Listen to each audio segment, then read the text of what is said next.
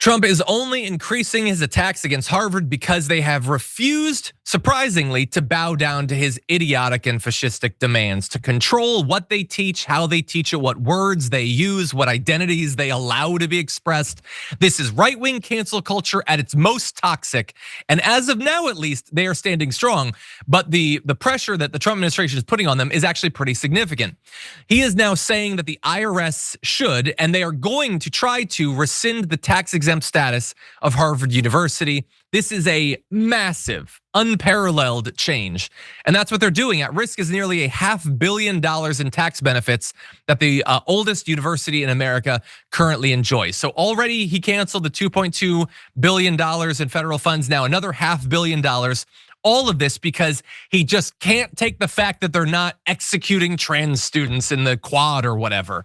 Earlier this month, he issued a list of demands to Harvard, including calling for it to end its DEI programs, ban masks at protests, presumably KKK protests and neo-Nazi protests can still have masks, but not if it's to stop the spread of disease, expel students involved in pro-Palestinian protests, and commit to full cooperation with the Department of Homeland Security. We're gonna get to the tax exempt status thing, but I wanna remind you, it's not expel students that firebomb a Jewish dorm or whatever.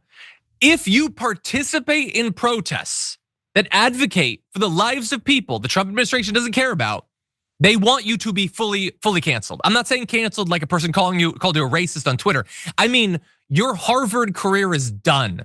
You might not be able to get into any university. The entire trajectory of your life is altered forever because you held a politically incorrect position. There has never been, and I pray there never will be, a cancel culture as thorough and toxic and authoritarian as that we're seeing right now out of the Trump administration. And they're willing to shift billions of dollars in funding to make sure they get the cancel culture that they want.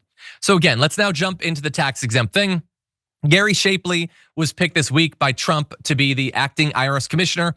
He has the authority to rescind the tax exemption under federal law. Doing so typically comes after the agency has made a determination that an organization has violated the rules that govern tax exemptions for not-for-profit entities. So such revocation of tax exempt status usually requires a high bar, such as in the 1980s when the IRS pulled the same status from a Christian college, quote, that the IRS determined had used a racially discriminatory admissions policy. I believe that was under Reagan at that point. That was a clear willful violation of federal law. They just don't like what Harvard is doing. They want them to get rid of more students. They want to effectively eliminate all foreign students. And if you don't do that, even though you're not violating the law, we want to try to shut you down if we can. Now, I don't think they'll be able to, but they're trying in every way that they can. And I just want to remind everyone of something that I at least am old enough to remember.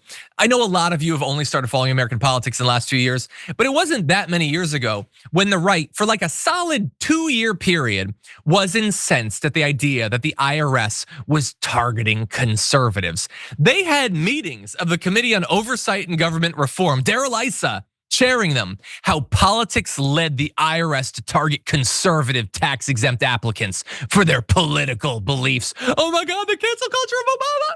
It was going after these conservative organizations.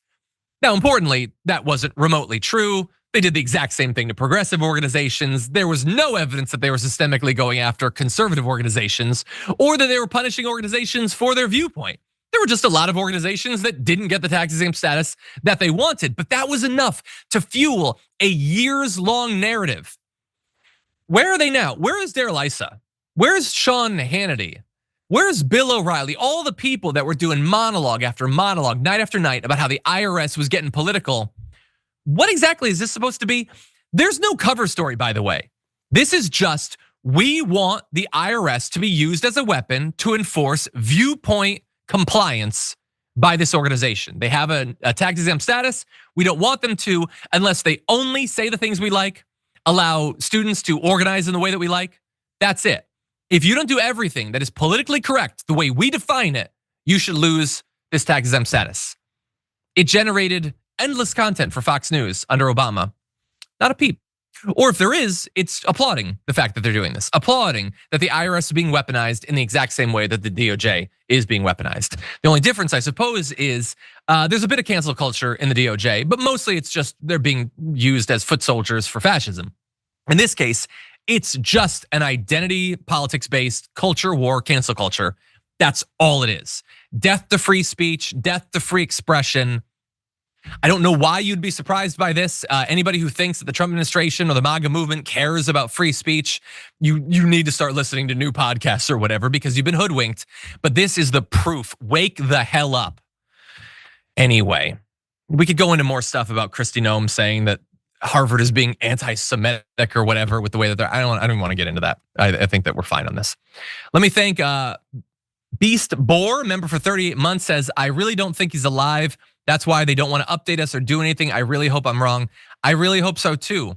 But I just want you to be prepared, everybody, not just for when and if it's announced that he is dead.